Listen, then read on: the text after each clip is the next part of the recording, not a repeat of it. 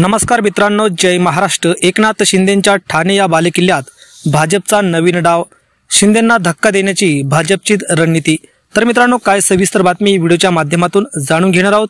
त्या अगोदर चॅनलवर नवीन असाल तर चॅनलला सबस्क्राइब करून बेल आयकॉन नक्की प्रेस करा। ठाणे जिल्ह्यात शिवसेनेला आव्हान देण्याची तयारी भाजपने केली आहे का, असा प्रश्न सध्या उपस्थित होत आहे।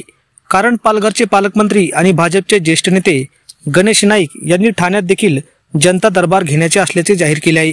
त्यामुळे राजकीय वर्तुळातून अनेक तर्कवितर्क लावले जात आहे।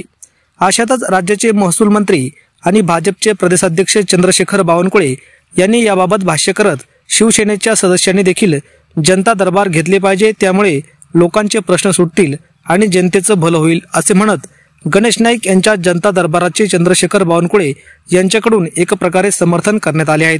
आता एकनाथ शिंदे यांच्या ठाणे या बालेकिल्ल्यात भाजप अशा प्रकारचे जनता दरबार घेऊन आपली स्थिती ठाणे या शिंदेंच्या बालेकिल्ल्यात मजबूत करण्याचा प्रयत्न करत आहे।